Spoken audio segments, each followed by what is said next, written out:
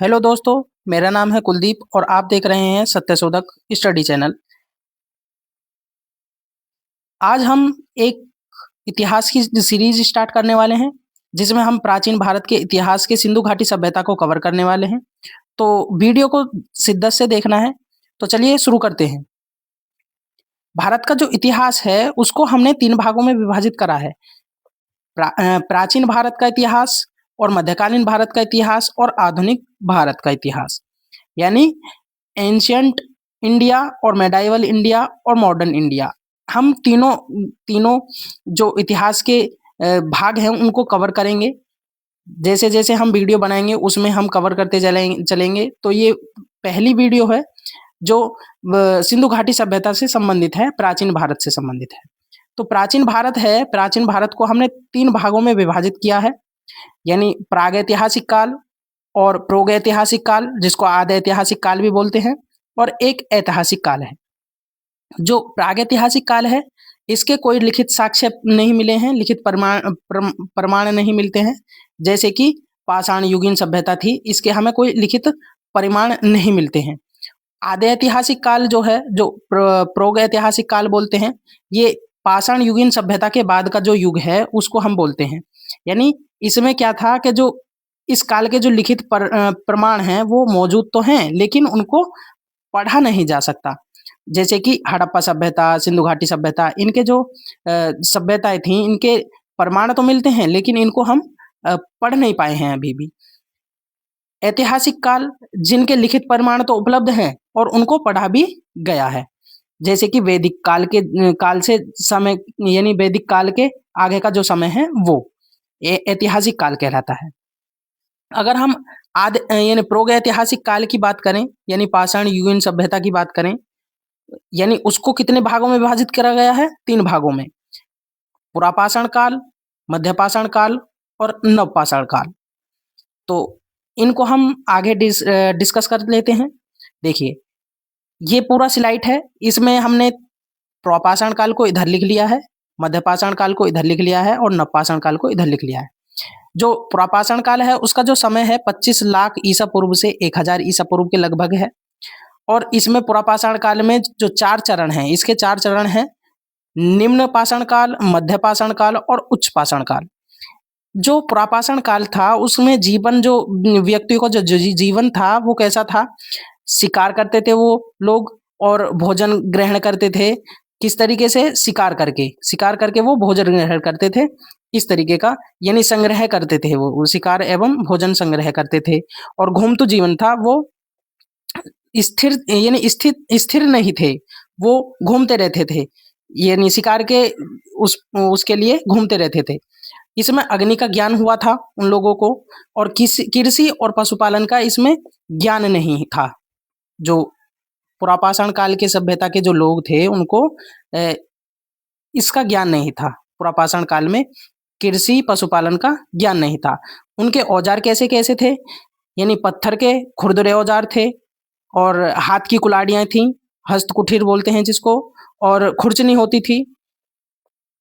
और उनके प्रमुख जो स्थल थे, पुरापाषाण काल के जो प्रमुख स्थल थे वो हमनारा मध्य प्रदेश में है, जिसमें हमें खोपड़ी के प्रथम साक्ष्य मिले हैं।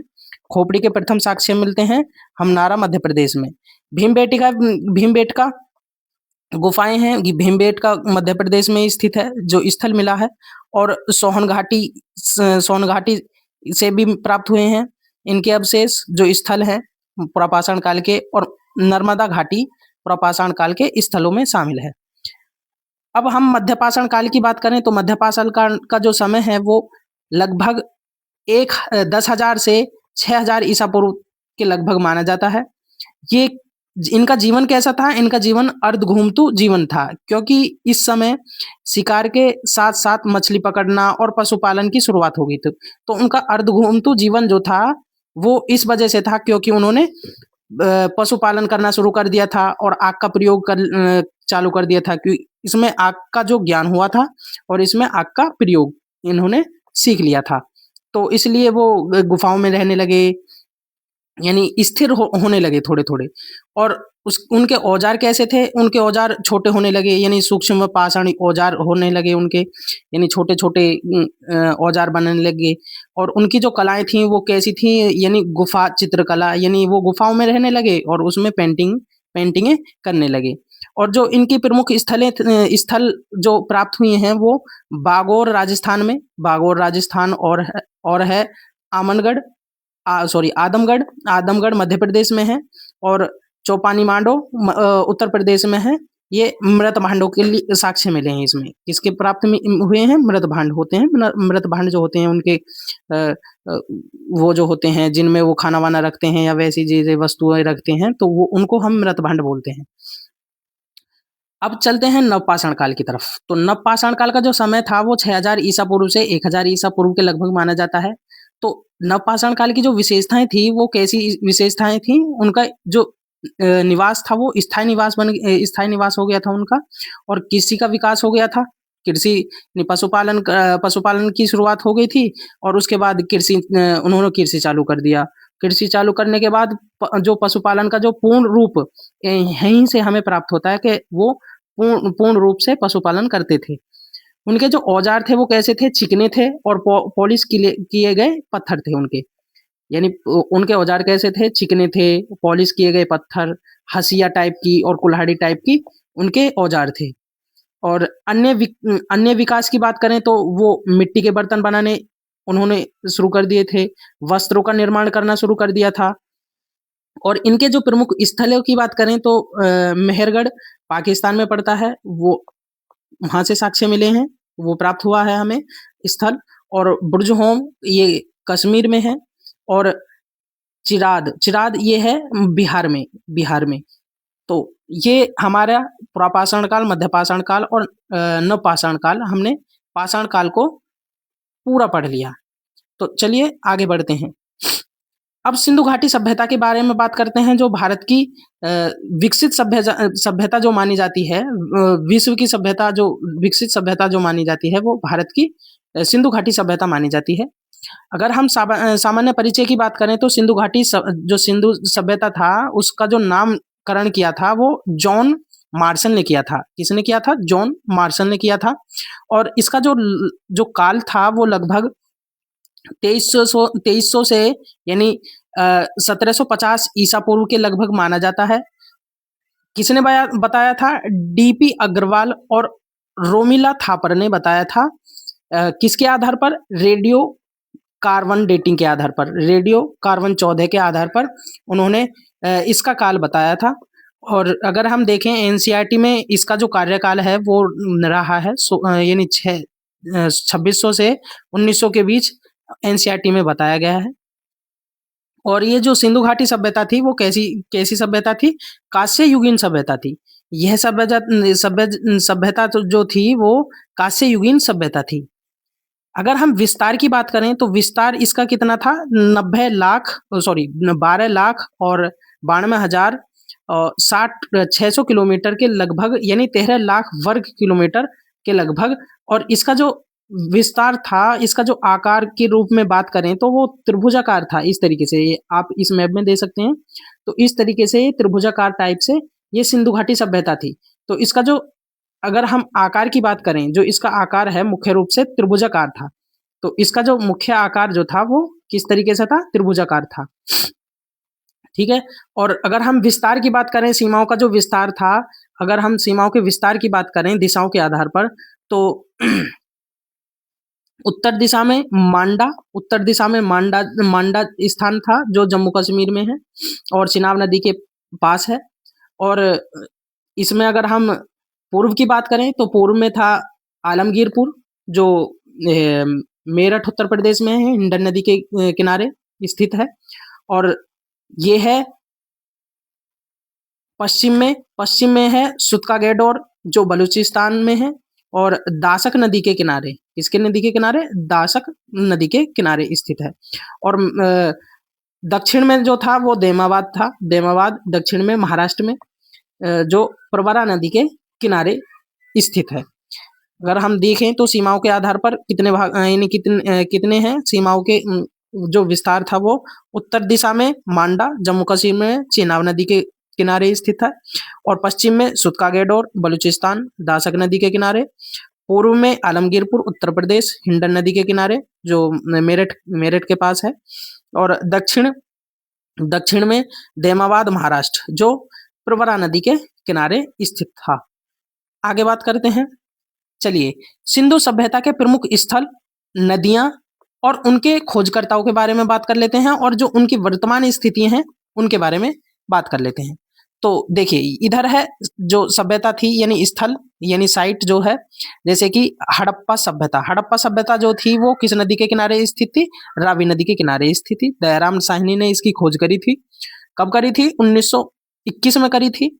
और ये वर्तमान स्थिति, अगर जो स्थिति की वर्तमान स्थिति की बात करें तो पाकिस्तान के पंजाब प्रांत के साहिनवाल जिले में स्थित है। मोहनजोदड़ो की बात करें तो वो सिंधु नदी के किनारे स्थित थी। राखलदास बनर्जी ने इसकी स्थापना करी थी, और 1922 में इसकी स्थापना राखलदास बनर्जी ने करी थी, और पाकिस्तान के सिंध प्रांत का लरकाना जिले में स्थित है वर्तमान जो स्थिति है। लोथल भोगवा नदी के किनारे स्थित है, और एस.आर. राव ने इसकी स्थापना करी थी 1957-58 में, जो गुजरात का अहमदाबाद जिला है। वो वर्तमान की जो स्थिति है वो गुजरात का अहमदाबाद जिला है। कालीबंगा की बात करें तो घग्गर नदी के किनारे स्थित है, और अमलनाथ घोष ने इसकी स्थापना 1951-52 में करी थी, और ये राजस्थान का हनुमानगढ़ जिला है। हनुमानगढ़ जिला इसकी वर्तमान स्थिति है। और रोपड़ की बात करें तो सतलज नदी के किनारे स्थित है। यज्ञदत्त शर्मा ने इसकी स्थापना 1953 के करीब करी थी, और पंजाब का रोपड़ जिला ये वर्तमान स्थिति है, पंजाब का रोपड़ जिला। और कोटदीजी की बात करें तो सिंधु नदी के किनारे स्थित है। फजल अहमद खान ने इसकी स्थापना 1953 में करी थी, और सिंध प्रांत का खेरपुर स्थान है। सिंध प्रांत का खेरपुर स्थान है। आगे बात करते हैं। चन्हुदड़ो जो सिंधु नदी के किनारे स्थित है। एन.जी. मजूमदार ने इसकी स्थापना 1930-31 में करी थी। पाकिस्तान के सिंध प्रांत का नवाबशाह जिले में स्थित है। और रंगपुर जो मदार नदी के किनारे स्थित है। एम.एस. वत्स ने इसकी स्थापना 1931 में करी थी, जो गुजरात का काठियावाड़ जिला है। वो उसके आसपास का क्षेत्र जो है वो इसकी वर्तमान स्थिति है। और आलमगीरपुर की बात करें तो हिंडन नदी के किनारे स्थित है। यज्ञदत्त शर्मा ने इसकी स्थापना 1968 में करी थी, और उत्तर प्रदेश का मेरठ जिले में स्थित है। उत्तर प्रदेश के मेरठ जिले में स्थित है। सुत्कागेडोर की बात करें तो दासक नदी के किनारे स्थित है, और ओरेल स्टीन ने इसकी स्थापना करी थी। ओरेल स्टीन ने इसकी स्थापना 1927 में करी थी। पाकिस्तान के मरकाना में समुद्र तट के किनारे स्थित है ये जो सभ्यता थी। और बनवाली की बात करें तो रंगोई नदी के किनारे, और रविंद्र सिंह बिष्ट ने इसकी स्थापना 1973 में करी थी, 73-74 में। और हरियाणा का हिसार जिला जो है इसकी वर्तमान स्थिति है। धोलावीरा की बात करें तो धोलावीरा जो है मनहर नदी के किनारे है। मनहर नदी के किनारे है। रविंद्र सिंह बिष्ट ने इसकी स्थापना करी यानी खोज करी थी, और 1990 में इसको खोजा गया था, और गुजरात के कच्छ जिले में स्थित है। आगे बात करते हैं नगर। अगर जो हम सिंधु घाटी सभ्यता की नगर योजनाओं की बात करें, यानी टाउन प्लानिंग क्या थी इनकी, तो नगर जो थे वो ग्रिड प्रणाली पर आधारित थे। किसकी प्रणाली पर? नगर ग्रिड प्रणाली पर आधारित थे। और सड़कें जो थी वो एक दूसरे को समकोण यानी 90 डिग्री पर काटती थी। यानी वो इनकी जो सड़क वो रास्ते थे तो इस तरीके से थे, 90 डिग्री पर ऐसे थे, और इधर घर बने होते थे इधर, और इनके बाहर इस तरीके से छोटी छोटी नालियां होती थी, जिसका यानी जो पानी का बहाव जो होता था, ये जो दोआब होता था पानी का जो वो है जल निकासी जो थी वो इसमें प्रणाली अवस्थित थी। अगर हम नगर दो भागों में विभाजित था। ये नगर जो था वो दो भागों में विभाजित था। ये एक तो दुर्ग क्षेत्र था, यानी जो यानी ऊपर का जो क्षेत्र होता था वो उसको दुर्ग क्षेत्र बोलते थे, यानी ऊपरी जो क्षेत्र था टाउन जो था वो। और एक निचला क्षेत्र निचला नगर होता था, यानी लोअर टाउन होता था। अगर हम इसकी ईंटों की बात करें तो इसमें पक्की ईंटों से बने मकान होते थे, पक्की ईंटें थी इसमें, यानी इनका जो अनुपात था 4-2-1 का अनुपात था, ईंटों का जो अनुपात था लंबाई चौड़ाई और ऊंचाई की बात करें हम। और इसमें उन्नत जल निकासी प्रणाली सबसे बड़ी विशेषता है, यानी मैंने बताया ना कि यहाँ से ये घर थे और उनके पास छोटी छोटी नालियां थी, तो जो जल निकासी प्रणाली थी इसमें, इसकी सबसे मुख्य विशेषता है जल निकासी प्रणाली। अगर हम प्रमुख भवनों की बात करें तो जो है महान स्नानागार मोहनजोदड़ो से प्राप्त होता है, मोहनजोदड़ो में महान स्नानागार प्राप्त होता है। अन्नागार है जो हड़प्पा में मिलता है हमें, और सभागार है, और इसमें गोदीवाड़ा है, यानी डॉकयार्ड बोलते हैं, जो बंदरगाह है वो लोथल में प्राप्त होता है, लोथल स्थान है उधर। तो अगर हम इनकी आर्थिक स्थिति की बात करें, आर्थिक जीवन की बात करें, आर्थिक जीवन कैसा था इनका, आर्थिक जीवन वो एग्रीकल्चर जानते थे, यानी एग्रीकल्चर करते थे, वो कृषि करते थे। और फिर उनकी प्रमुख जो फसलें थी वो क्या क्या थी, गेहूं, जौ, चना, दालें, कपास, खजूर और तरबूज, मटर, तिल, सरसों आदि खेतियां वो करते थे। और अगर हम देखें तो कपास की जो खेती थी वो सिंधु घाटी सभ्यता की मुख्य फसल थी, और कपास की जो खेती है वो सिंधु घाटी सभ्यता दुनिया की पहली सभ्यता थी जिसमें कपास की खेती की जाती थी। तो कपास की खेती के लिए जो सिंधु घाटी सभ्यता थी वो प्रसिद्ध थी। अगर हम पशुपालन की बात करें तो पशुपालन क्या था इनका, पशुपालन वो गाय, भैंस, भेड़, बकरी, सूअर, इस टाइप के पशु पाला करते थे। और अगर हम घोड़े की बात करें तो घोड़े के बारे में जानकारी विवादों में ही रहती है, हालांकि इसके कुछ साक्ष्य मिलते हैं, इसके कुछ साक्ष्य तो मिलते हैं, लेकिन ये विवादों में ही रहती है। आगे बात करते हैं व्यापार।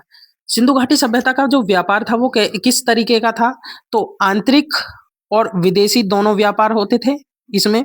और मेसोपोटामिया की सभ्यता जो थी वो मेसोपोटामिया की सभ्यता से इसका ज्यादातर व्यापार होता था, यानी मेहुला हड़प्पा, यानी हड़प्पा का मेसोपोटामिया के साथ व्यापार होता था, जैसे कि सारगोन के अभिलेखों से प्राप्त होता है। तो किसके अभिलेखों से प्राप्त होता है, सारगोन के अभिलेखों से प्राप्त होता है।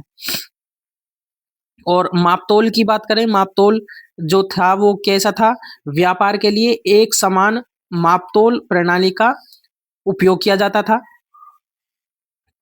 और जो सामाजिक जीवन था उनका, सोशल लाइफ थी उनकी कैसी थी, वो शांति प्रिय थे। वो कैसे थे, शांति प्रिय समाज था, और उसमें हिंसा देखने को कम मिलती है। तो सिंधु घाटी समाज जो था वो शांति प्रिय था, और हिंसा में बहुत कम प्रमाण मिलते हैं, उनके हिंसा के जो प्रमाण मिलते हैं उसके बहुत कम प्रमाण मिलते हैं। अगर हम आभूषणों की बात करें तो उनका जो आभूषण थे वो स्त्रियां और पुरुष दोनों आभूषण पहनते थे।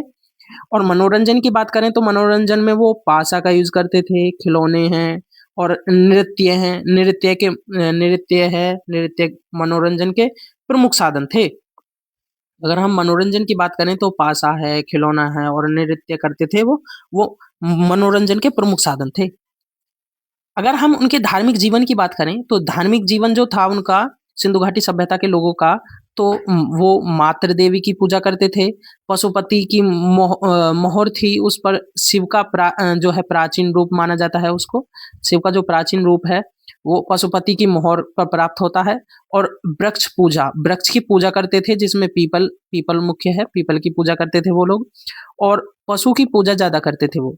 तो पशु पूजा, मातृ देवी की पूजा, और वृक्ष में पीपल की पूजा, और पशुपति की मोहर से प्राप्त होता है कि वो शिव का प्राचीन रूप माना जाता है। अगर हम देखें तो प्राचीन रूप शिव का माना जाता है, लेकिन हम ये नहीं कह सकते कि वो शिव ही हैं। लेकिन जो मूर्ति थी वो प्राचीन रूप के प्रकार से वो शिव की मूर्ति मानी जाती है, लेकिन वो शायद हो सकता है वो बुद्ध की हो, यानी क्योंकि विवादों में रहती है ये चीज़। और कला की बात करें तो कला और शिल्प की बात करें तो कांस्य मूर्तियाँ हैं। कांस्य मूर्तियाँ हैं जो नृत्य करती हुई लड़की है, वो कांस्य मूर्तियाँ हैं, यानी कांस्य मूर्ति मिली हैं। और पत्थर की मूर्तियाँ हैं और पुरोहित और राजाओं की। और मोहरें हैं और ज़्यादातर चौकोर थीं। वो किस तरीके की थीं मोहर थीं? इस तरीके की चौकोर मोहरें थीं। और उन पर पशुओं का चिन्ह रहता था, यानी उस पर पशुएँ छपे होते थे। शेर सॉरी अ, कुत्ता हो गया, एक सींग वाले गेंडा हो गया, वो इस टाइप के इस पर मोहरों पर ज़्यादातर देखने को मिलती हैं। और मन के मिलते हैं, मन के आभूषण और खिलौने प्राप्त होते हैं। इनकी प्रमुख शिल्प कलाएँ थीं। अगर हम लिपि की बात करें, स्क्रिप्ट की बात करें तो इनकी जो चित्र लिपि थी वो कैसी थी? वो अब तक पढ़ी नहीं गई है, वो अब तक पढ़ी नहीं जा सकती। और लेकिन लेखन लेखन की जो दिशाएँ थीं उनकी कैसी थी? वो दाएँ से बाएँ की तरफ लिखते थे, यानी दाएँ से बाएँ की तरफ लिखते थे। तो उनके जो लेखन की जो दिशा थी वो दाएँ से बाएँ थी। और अब तक उस लिपि को, वो इस तरीके की लिपि थी, उसको अभी तक पढ़ा नहीं गया है। कुछ-कुछ पढ़े गए हैं लेकिन अभी तक उनको नहीं पढ़ा गया है। वो ऐसी सभ्यता थी, सिंधु घाटी की सभ्यता जो थी, वो चित्रकारी करते थे। और उनको उसको यानी लेखन की जो सभ्यता थी, वो सिंधु घाटी सभ्यता थी, उसमें लिखते थे और चित्र भी बनाते थे, लेकिन उसको पढ़ा नहीं गया है। अगर हम पतन की बात करें, डिक्लाइन की बात करें, तो जो इसका जो प्रमुख पतन था, वो निश्चित कारण तो इसका ज्ञात नहीं है, लेकिन संभावित कारण बताए जाते हैं। जो बाढ़ है और भूकंप है और जलवायु परिवर्तन है और सिंधु घाटी के सभ्यता के जो नदियाँ थीं, उनका जो दोआब था, उसके वजह से वो नदियाँ क्या करती थीं, मार्ग बदलती रहती थीं। और उसके कारण भी माना जाता है कि ये उनका प्रमुख कारण था पतन का, कि नदियाँ थीं वो अपना मार्ग बदलती रहती थीं, सूखा भी पड़ जाता था कभी। तो ये मुख्य पतन के कारण थे सिंधु घाटी सभ्यता के। हालाँकि आर्य का इसमें जो लिखित प्रमाण तो नहीं मिलता है कि आर्य पतन का कारण थे, लेकिन संभावित ये हम बोल सकते हैं कि ये हैं।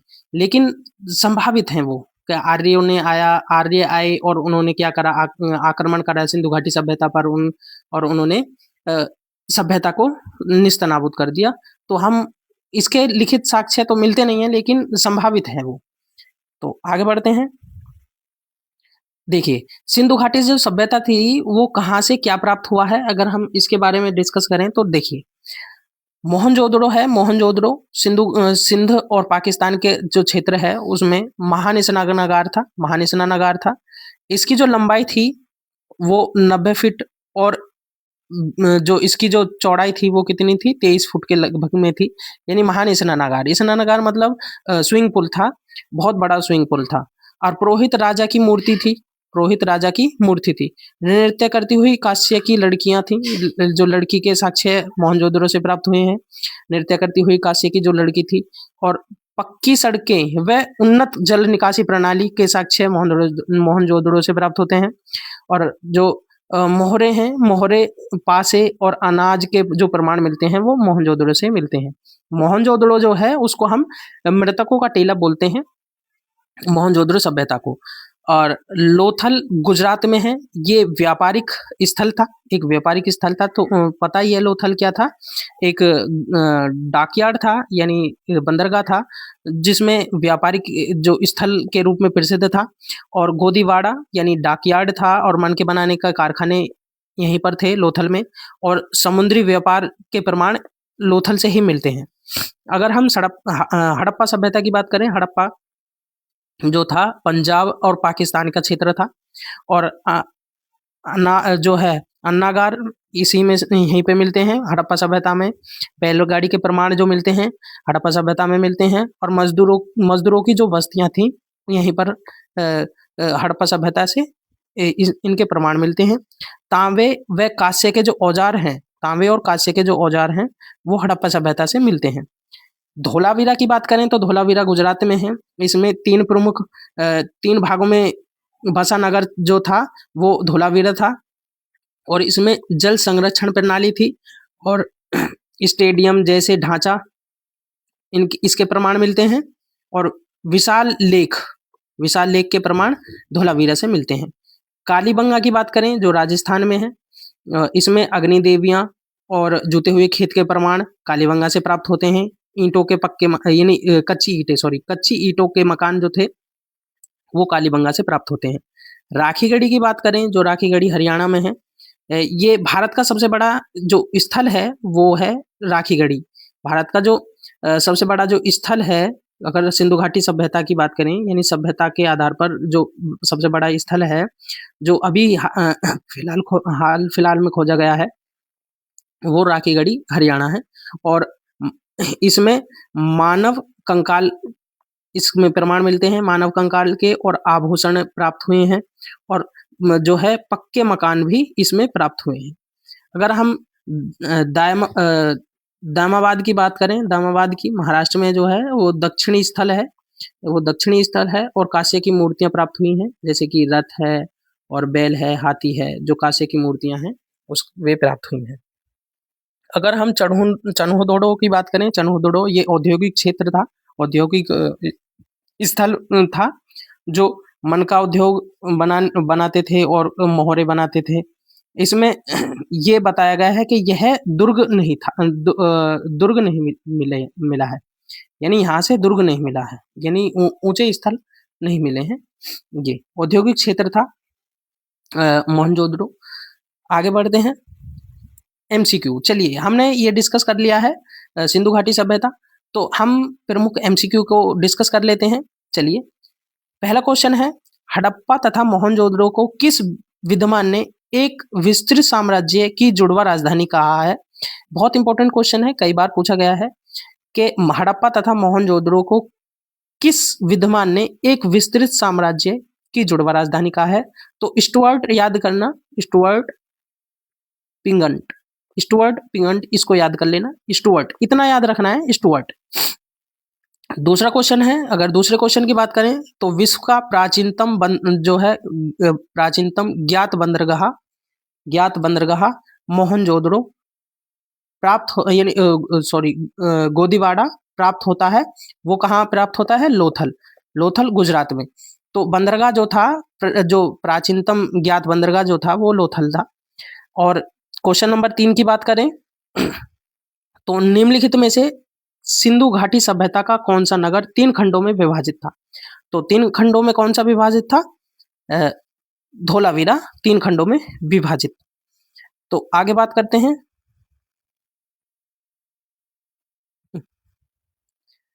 क्वेश्चन नंबर 4 को देखते हैं।